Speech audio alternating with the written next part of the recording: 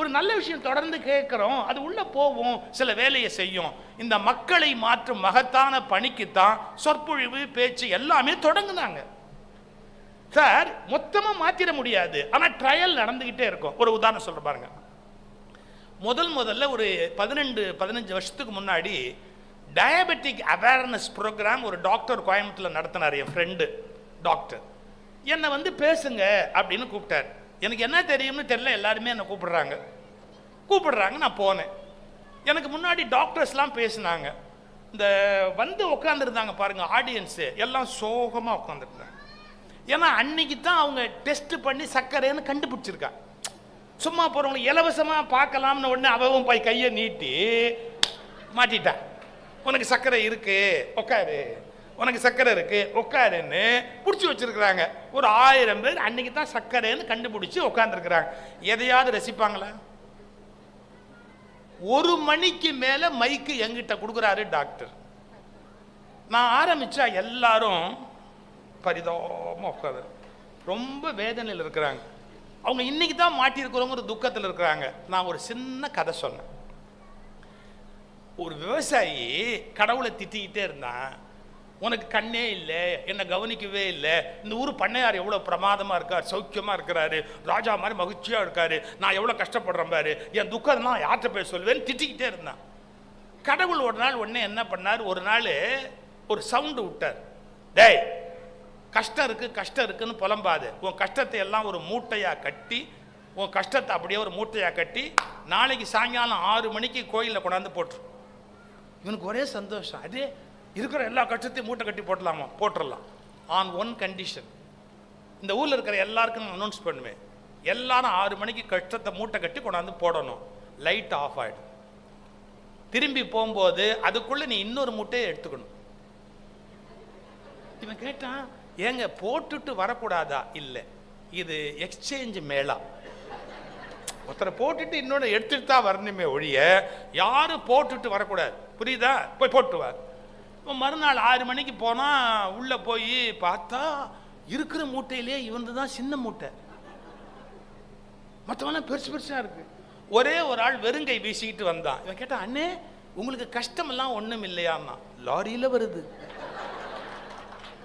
இவன் பார்த்தா நாம தெரியாதனமா அந்த மூட்டையை தொட்டா எடுத்துக்கிட்டு போறதுக்கு லாரி சார்ஜே நம்ம கிட்ட இல்லையே, என்னடா அநியாயம் பண்ணிட்டோமே அப்படின்னு 6 மணிக்கு வெயிட் பண்ணா சார். லைட் ஆஃப் ஆச்சு சார், மூட்டையை போட்டான் சார், லபக்குன்னு அதே எடுத்துட்டான் சார். எடுத்துட்டு வச்சுக்கிட்டான் அவன் பாட்டுக்கு. லைட்டு வந்த உடனே பார்த்தா எல்லாருமே அதான் பண்ணியிருக்கான். அவன் போட்டு அவன் மூட்டையே எடுத்துட்டான். இவன் கேட்டான், ஏன்னு அடுத்த மூட்டை? சும்மாரப்பா, இதுலயாவது என்ன இருக்குன்னு தெரியும், அதுல என்னென்ன இருக்குன்னு எவனுக்கு தெரியும் அப்படின்ட்டு ஒரு உதாரணம் சொன்னான் பாருங்க. என்ன, இப்ப நமக்கு ஒரு ஆஸ்துமா இருக்குன்னு வச்சுக்கோங்க. ஆஸ்துமாங்கிற துக்கத்தை மூட்டை கட்டி போட்டு எடுத்த மூட்டையில எய்ட்ஸ் இருந்தா என்ன பண்றது? இப்ப நீங்க சிரிச்சீங்கல்ல, எல்லாருமே அப்ப சிரிச்சாங்க. நமக்கு சக்கரை வந்துடுச்சேன்னு அவங்க கவலையில் இருக்காங்க. நான் என்னால் முடிஞ்ச வித்தையெல்லாம் காட்டி கடைசியாக இந்த கதையை சொன்ன உடனே அவங்க ஒரு மாதிரி நார்மலாக ஆனாங்க. அப்போ ஒரு வார்த்தை சொன்னேன், என்ன தெரியுங்களா? சர்க்கரை நோய் வந்தவர்கள் அதிகம் வாழ முடியும், சர்க்கரை நோய் வராதவர்களை விட சர்க்கரை நோய் வந்தவர்கள் அதிக நாட்கள் வாழுகிறார்கள். எப்படி தெரியுங்களா? தனக்கு வந்து விட்டது என்று தெரிந்ததால் அவர்கள் தே ஆர் வெரி கேர்ஃபுல். உணவுல, சாப்பாட்டுல, உடற்பயிற்சியில சரியா இருக்கிறாங்க. இது இதுக்குன்னே தெரியாம இருந்தவன் ஒரே நாள்ல டக்குன்னு போயிடுறான். தெரிஞ்சிட்டவன் ஒழுங்கா தன்னை பாதுகாத்து நீண்ட நாள் வாழுகிறான். He is able to live for a long time. ஏன்னா அவன் டயட் ரெஸ்ட்ரிக்ஷனுக்கு வந்துட்டான், ஃபேட் அவாய்ட் பண்ணிட்டான், வாக்கிங் போறான் டெய்லி, தனக்கு டயபெட்டிஸ் இருக்குன்னு. நமக்கு என்ன குறை இருக்கிறது என்று தெரிவதே அது 50% சரி செய்து கொள்வதற்கு சமம். நம்ம கிட்ட என்ன ப்ராப்ளம் இருக்கு அப்படின்னு கண்டுபிடிச்சாச்சுன்னா 50% வெற்றி. இதைத்தான் நான் சொல்ல வரேன். மக்களுடைய குறைகளை அல்லது தவறுகளை, அவங்க மாற வேண்டிய முறைகளை விவேகானந்தர் போன்றவர்கள் வந்து சொல்வாங்க. என்ன எழுச்சி உண்டு பண்ணார் சுவாமி விவேகானந்தர், எவ்வளவு பெரிய மாற்றத்துக்கு விதையிட்டார் மகாகவி பாரதி, எவ்வளவு பெரிய தமிழ் உணர்வு வரணும்னு பாடுபட்டார் புரட்சி கவிஞர் பாரதிதாசன், இந்த மக்கள் சமூகத்தில் மேலே வரணும்னு டாக்டர் அம்பேத்கர் எவ்வளவு பெரிய முயற்சி எடுத்தாரு, என்னென்ன பாடுபட்டாங்க. எல்லாமே நடக்கலையா? நடக்கும், கொஞ்சம் கொஞ்சமாக தான் நடக்கும். டக்குன்னு உடனே எல்லாமே இந்த உலகத்தில் நடந்துராது. இப்படி நடக்கிறதுக்காகத்தான் புத்தக காட்சி, இதெல்லாம் அறிவு பொக்கிஷம், படிங்க அப்படின்னு. மேடை பேச்சு இப்ப மற்றவங்க எப்படி பயன்படுத்துவாங்களோ எனக்கு தெரியாது. என் ஒவ்வொரு பேச்சும் வேள்வி என்பதை நான் அறிவேன். நான் விளக்கை ஏற்றுவதற்காக வந்தேன். நான் விளக்கை ஏற்றுவதற்காக வந்தேன்.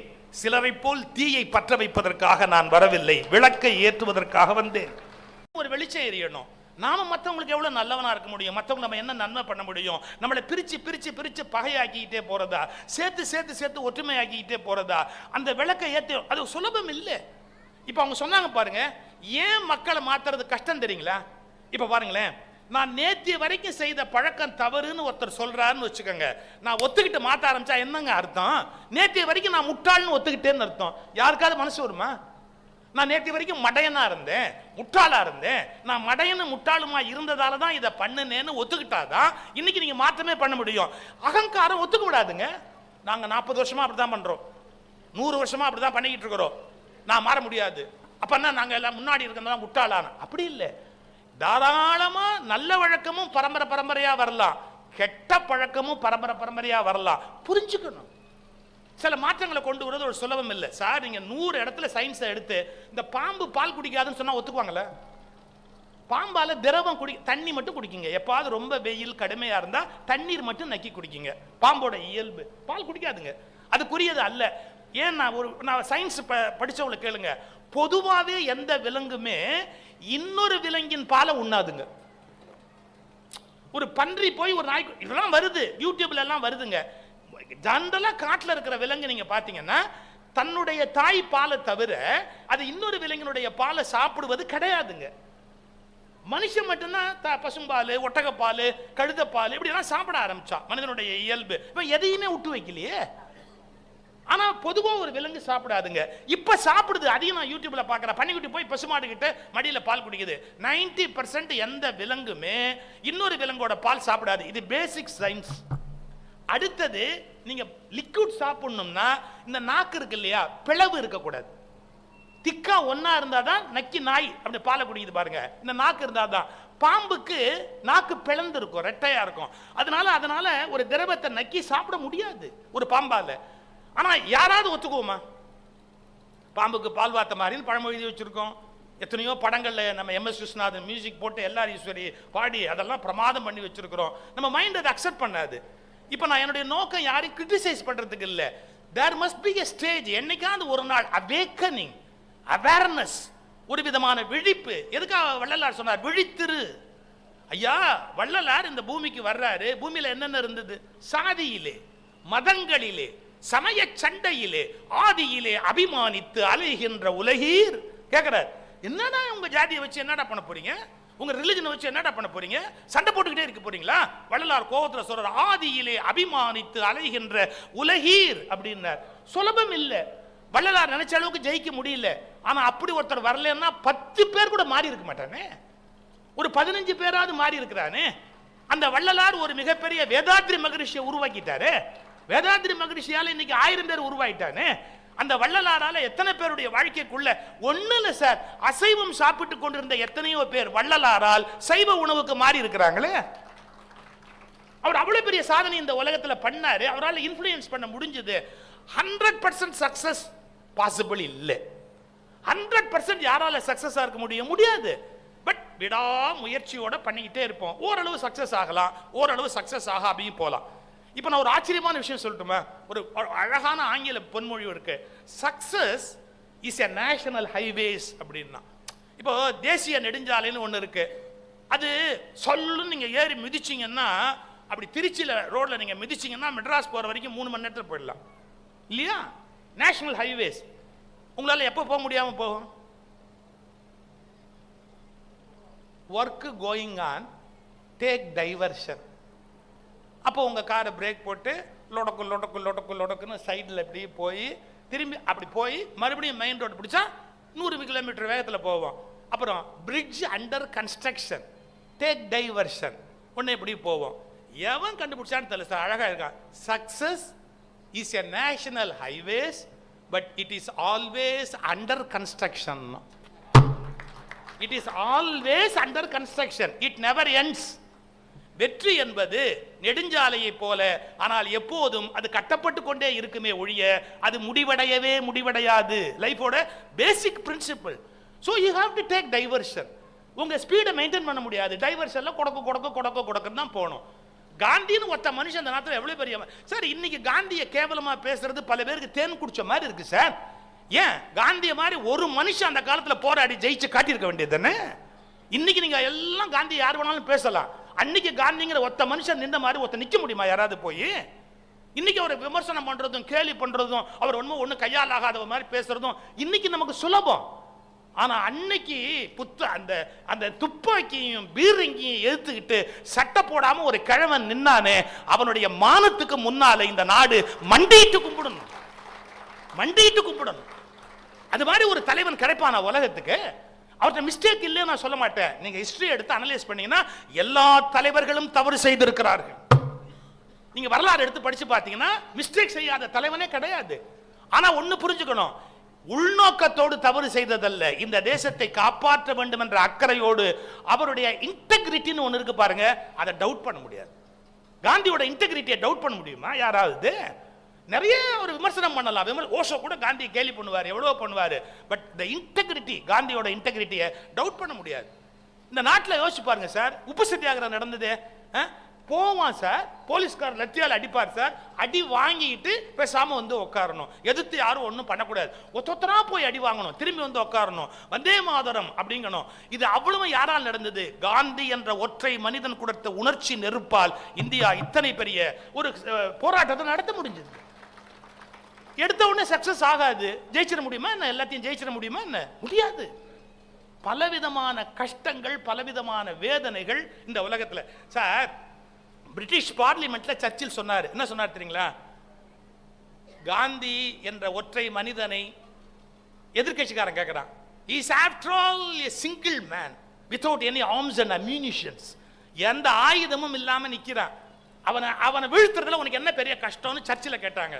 சர்ச்சில் சொன்னார், உண்மை, அவர் எந்த ஆயுதங்களையும் கையில் எடுத்துக்கொண்டு போராடவில்லை, ஆனால் சத்தியம் என்ற ஆயுதத்தை கையில் வைத்திருக்கிறான் மனிதன். சொல்லிட்டு எதிர்க்கட்சியை பார்த்து சொன்னாரு, சத்தியம் என்ற ஆயுதத்தை வீழ்த்துகிற ஆயுதம் இன்னும் கண்டுபிடிக்கப்படவில்லை என்பதை நண்பருக்கு சொல்லிக் கொள்கிறேன். அவர் என்ன சொன்னாரு? India is my country, it is not your country. Get out. இது ஓ நாடு இல்லடா, ஏன் நாடு. இவ்வளவுதான் காந்தி சொல்லி கொடுத்தது. ஏன் நாடு, ஓ நாடு இல்ல, வெளியே போ. இப்போ அது சத்தியம். அந்த சத்தியத்தை விட வலிமையான ஆயுதம் இந்த உலகத்துல இல்லை அப்படின்னு அவருடைய அந்த கனவு பிராக்டிக்கலா நனவுக்கு வந்துதான் வரலையா? வந்தது. அதெல்லாம் எது சாதிக்கும்? பேச்சு, எழுத்துங்கிற அந்த சிந்தனை தான். இப்போ புத்தக கண்காட்சி இருக்கு, எத்தனை புத்தகங்கள், எவ்வளவு பெரிய கார்ல் மார்க்ஸுடைய தாஸ் கேபிட்டல் பண்ண அற்புதம், காந்தியை மாற்றி அமைத்த டால்ஸ்டாயினுடைய புத்தகம் எவ்வளவு பெரிய மாற்றங்களை உண்டு பண்ணியிருக்கு. ஒருத்தர் எழுதுனா, சார், அரசாங்கங்கள் சில சமயத்தில் புத்தகங்களை தடை பண்ணுவாங்க. பிரிட்டிஷ் ஆட்சியில் நிறைய புத்தகம் தடை பண்ணப்பட்டது. பிரெஞ்சு புரட்சி காலத்தில் சில புத்தகங்கள் அந்த நாட்டில் தடை பண்ணப்பட்டது. நல்லா யோசிச்சுக்கங்க, எவ்வளவு தடை பண்ணாலும் கடைசியா என்ன நடந்திருக்குன்னு ஒருத்தன் வரலாறு எழுதுனா, எத்தனையோ அரசாங்கங்கள் எத்தனையோ புத்தகங்களை தடை செய்திருக்கின்றன. ஆனால் பின்னாளில் அரசாங்கங்கள் தான் காணாமல் போனவே ஒழிய புத்தகங்கள் இன்னும் உயிரோடு இருக்கின்றன. ஒரு புத்தகத்தை தடை பண்ணும் ஒரு அரசாங்கம் காணாம போயிடும், ஆனா அந்த புத்தகம் உயிரோடு இருக்கும். 300 வருஷம் கழிச்சு அந்த புத்தகத்தை எடுத்து ஒருத்தன் படிச்சுக்கிட்டே உட்கார்ந்துருப்பா. அந்த புத்தகம் இன்னும் உயிரோடு இருக்கு. அப்ப சிந்திக்கிற அந்த சிந்தனை, அந்த விதை, இதெல்லாம் மாறவே முடியாதது. அதனால்தான் அருமையா அந்த புத்தகத்தை பத்தி ஒரு 2 வார்த்தை பாருங்க. எதிரிகளுக்கு ரோஜா மலர், நண்பர்களுக்கு புத்தகம். நம்ம வாழ்க்கை எப்படி இருக்கணும்னா, எதிரிகளுக்கு ரோஜா மலர், நண்பர்களுக்கு புத்தகம். ஏன் புத்தகம்? பாரதியை பத்தி ஒருத்தர் ஒரு வார்த்தை எழுதினார். மகள் திருமணத்திற்கு புடவை வாங்க போய் புத்தகங்களுடன் திரும்பி வந்தவன் பாரதி. மகள் திருமணத்துக்கு புடவை வாங்க போய் புத்தகங்களோடு திரும்பி வந்தவன் பாரதி. மறந்து விடாதீர்கள், மகள் திருமணத்திற்கு புடவை வாங்கிய எந்த அப்பனையும் சிலை வைத்து கொண்டாடவில்லை. மகளுக்கு புடவை வாங்க போய் புத்தகம் வாங்கி வந்த பாரதியை இந்த நாடு இன்று வரை மறக்க முடியவில்லை. அப்ப அறிவை நேசிச்சான், அறிவை விதைக்கிறான், அறிவை இந்த மண்ணை மக்களுக்கு கொடுக்கணும் அப்படிங்கிறதுக்காக பாடுபட்டிருக்கிறான். சார், எப்படிப்பட்ட மனிதர்கள் வாழ்ந்த நாடு இதை நான் எங்க போய் படிப்பேன், எப்படி தெரிஞ்சுக்குவேன்? நான் இன்னைக்கு என்ன சொல்றேன்னு கேட்டா, பக்தி யோகத்தை விட கர்ம யோகம் முக்கியம் அப்படிங்கறத நான் முன்மொழிஞ்சு பேசுறேன். கொஞ்சம் சமயம் புரியாதவர்கள் நான் ஏதோ நாஸ்திகன் நினைச்சு என்ன விமர்சனம் பண்றாங்க. பக்தி யோகத்தை நான் எதிர்க்கல, ஆனா பக்தி யோகத்தை விட கர்ம யோகம் தான் நாட்டுக்கு தேவை, அது முன்னேறுவதற்கு அவசியம்ங்கிற கருத்தை நான் விதைச்சு பேசிக்கிட்டு இருக்கிறேன். இதை நான் சொன்னா மட்டும் போடாது சார். பாரத் ரத்னா அவார்டு கொடுக்குறாங்க. யாருக்கு தெரியுமா? CV. Raman, the greatest scientist உலகத்தினுடைய சி.வி. ராமன். ராஷ்டிரபதி பவன்ல அவருக்கு பாரத் ரத்னா விருது கொடுக்க போறாங்க. அப்ப யார்? ராஜேந்திர பிரசாத் பாபு, ராஜேந்திர பிரசாத் ஜனாதிபதி. சி.வி. ராமனுக்கு கடிதம் வந்தது, வாங்க போல. சி.வி. ராமன் வாங்க போல. பத்திரிகைக்காரங்க கேள்வி கேட்டாங்க. என்ன கேட்டாங்க தெரியுமா? நீங்க பாரத் ரத்னா விருது கொடுத்ததை வாங்க போலயே, ஏன் அரசு கொடுத்த விருதை புறக்கணிச்சிட்டீங்களான்னு. அவர் சொன்னார், இந்த கேள்விக்கு பதில் சொல்லி சொல்லி என் பொறுமையே போச்சு.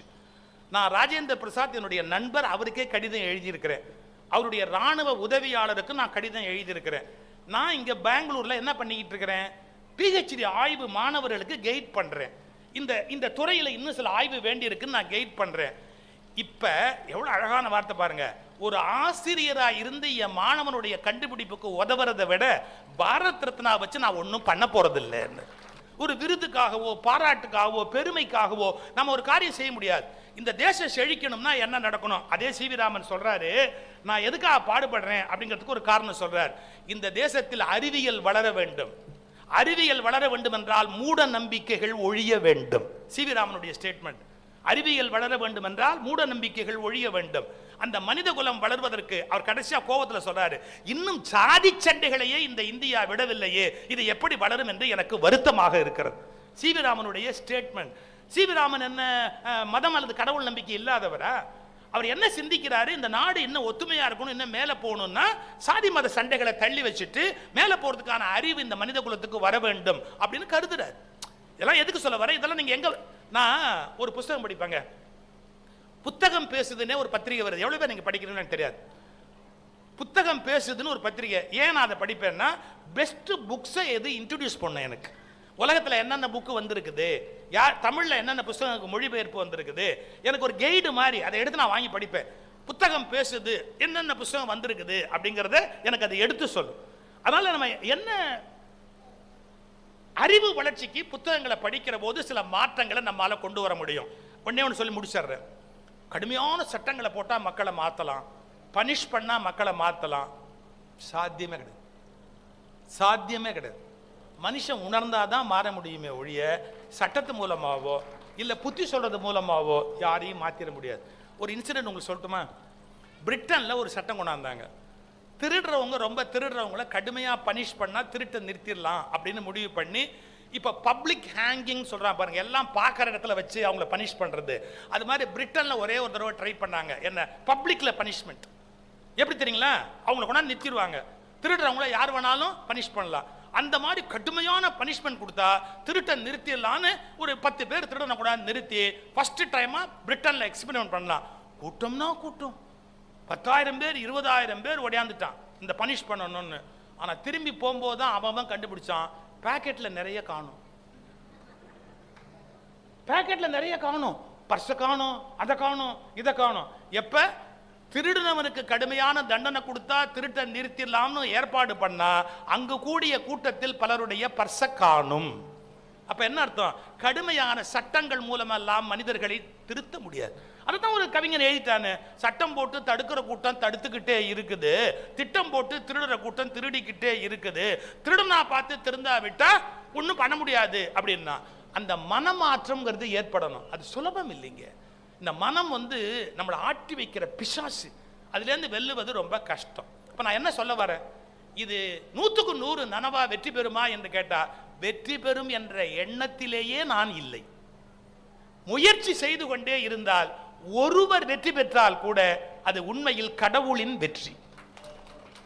ஒருத்தர் ஜெயிக்கிறான்ல, ஒரு புத்தர் உருவாகிறான்ல, ஒரு புத்தர் மாதிரி ஒரு விவேகானந்தர் உருவாகிறான்ல, ஒரு ஞானி உருவாகிறான்ல, அவங்ககிட்ட இருந்து ஒருத்தர் வெளியில கிளம்பி புறப்படுறான்ல, அந்த விவேகானந்தர் கிட்ட இருந்து திருப்பராய்த்துறையில சித்பவானந்தான்னு ஒரு ஆள் உருவாகிறாருல்ல, ஒத்த உருவாகிறாங்கல்ல, போதும் எனக்கு.